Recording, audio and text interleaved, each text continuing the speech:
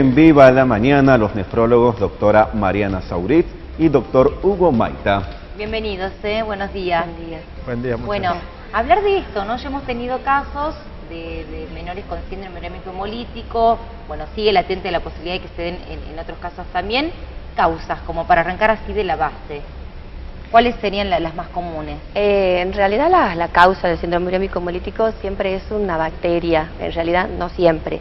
El síndrome urémico hemolítico, que es el que es epidémico acá en la Argentina, que es el que es asociado a infección. Sí. Hay otros síndromes urémico hemolíticos que no viene al caso hablar de eso. Este es el común, El digamos. común, que está asociado a una bacteria, del cual la más común es la Escherichia coli. Y la bacteria, como todas las bacterias que producen gastroenteritis, es decir, diarrea y vómitos, generalmente diarrea con sangre, ingresan por la boca.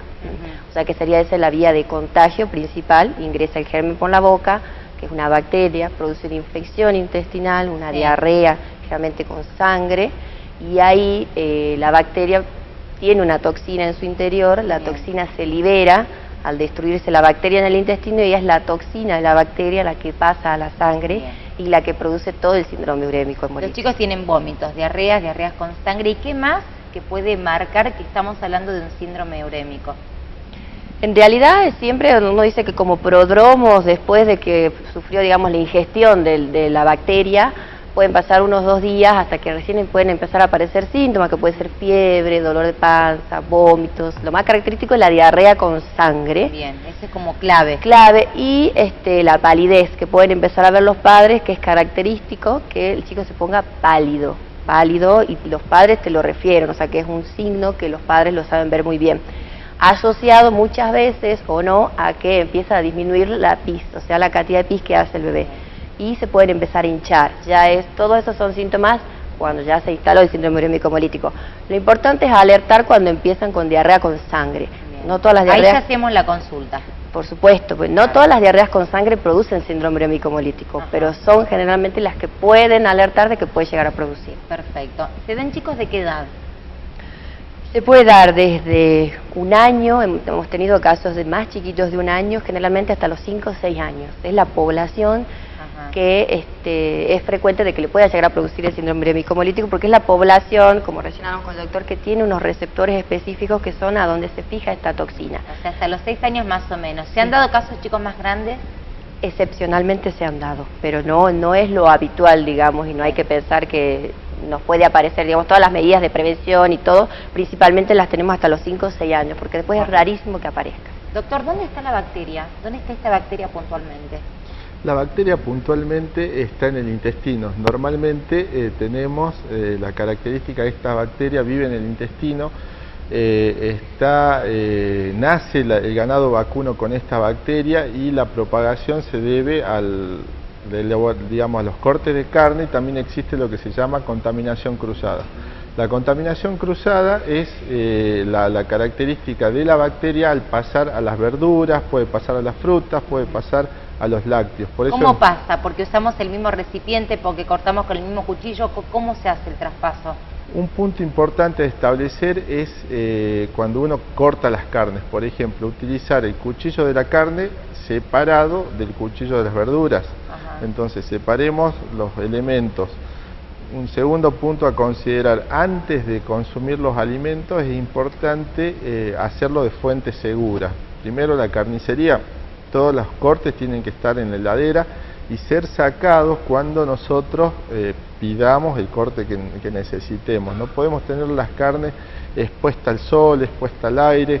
Eso corta la cadena de frío y genera esto que es el sobrecrecimiento bacteriano, que con estas altas temperaturas probablemente tengamos mayores chances de que esta bacteria venga en la carne. Una vez adquirida la carne, nosotros tenemos que pasar a el transporte. En nuestros vehículos, en el colectivo, en el andar cotidiano de cada persona, tenemos que ir desde el lugar donde compramos a nuestra casa y conseguir con la cadena de frío. No podemos mantenerla. De repente, un ejemplo común: nosotros compramos y vamos a verla a la tía Sarita y empezamos a dar vuelta con la carne 2 o 3 horas y la cadena de frío se perdió. Ya está. Otro punto es sí. cuando bajamos la carne desde el refrigerador, desde el freezer. Tenemos que hacerlo en estantes con mayor capacidad que la carne, porque probablemente esa carne libere sangre, sí, y esa sangre gotee en un pote de leche, en un pote de yogur. Entonces contaminemos. Nosotros compramos de fuente segura, la trasladamos de la forma que se tiene que trasladar, pero descongelamos, y muchas veces todo lo que planteó la doctora, muchas veces le pasa al vecino, le pasa a la persona de la otra cuadra, nunca nos pasa a nosotros hasta que nos toca realmente. Bueno, entonces, tener cuidado con las carnes, frutas y verduras. Cuando cortamos, la famosa tabla, que cortamos todo ahí, no usamos la misma. no, separemos, tengamos Bien. una tabla para la carne y una tabla para la Perfecto. verdura, eso es fundamental.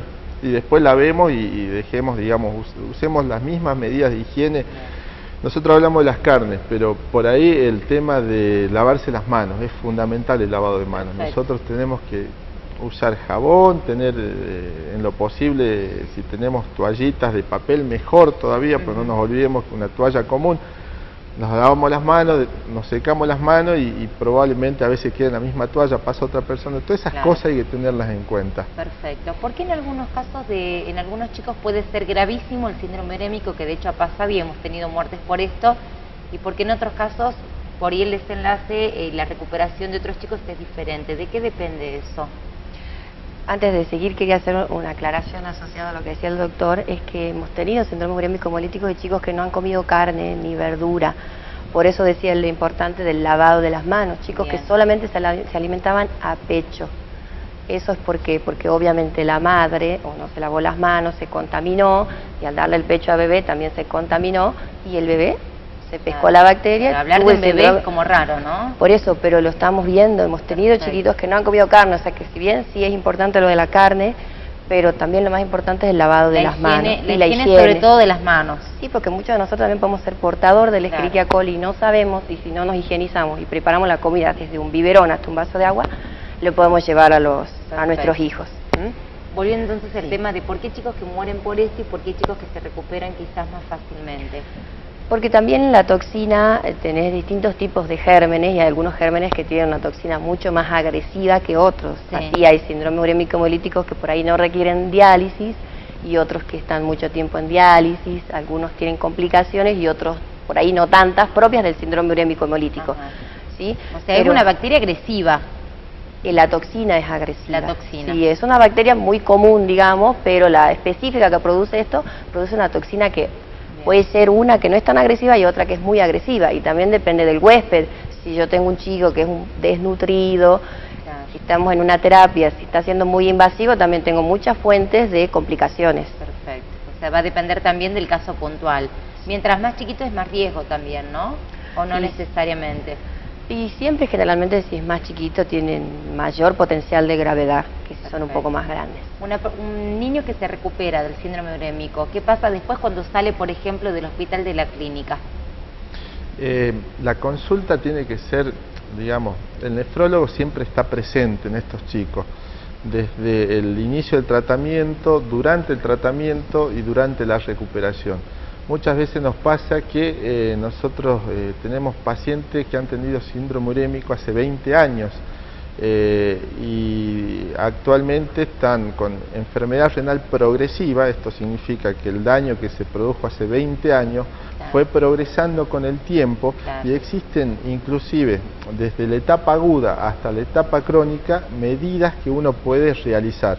Bien. Nuestro trabajo, como muy bien lo aclaraste, tanto de la prevención, existen medidas específicas en pacientes con enfermedad renal progresiva que hay que realizarla desde lo nefrológico, y nosotros podemos evitar la entrada a diálisis mucho más tiempo a un paciente librado al azar, en la cual las medidas no se tomaron y este paciente pasó el urémico, No se controló más. Claro. Y tuvimos un paciente, digamos, en insuficiencia renal crónica terminal en un tiempo que por ahí podríamos haber prolongado esta entrada 5, 10 o 15 años más tarde. ¿Hoy ya no hay más casos en el hospital de chicos con síndrome urémico? En el hospital no tenemos ninguno ahora, Ajá. en este O momento. sea, ya los últimos pacientes fueron dados de alta. Tenemos un paciente en una clínica privada que sigue en control, está, digamos, evolucionando en su enfermedad, pero probablemente en unos días más podamos darle el alta. Perfecto. Bueno, muchísimas gracias, No, gracias por a venir. ustedes. No, gracias a vos. Nos parece siempre clave la información y la prevención, ¿no? Para evitar que sigan surgiendo casos. Es un tema que se ha hablado mucho en estos últimos días y bueno, nos quedaba pendiente acá en Viva la Mañana. Para que vayan a desayunar, a merendar, a hacer un cafecito, lo que quieran, a sabor a té. Muchísimas gracias por venir, Muchas un placer gracias. realmente. Gracias Muchas a vos. gracias. Me voy con los chicos.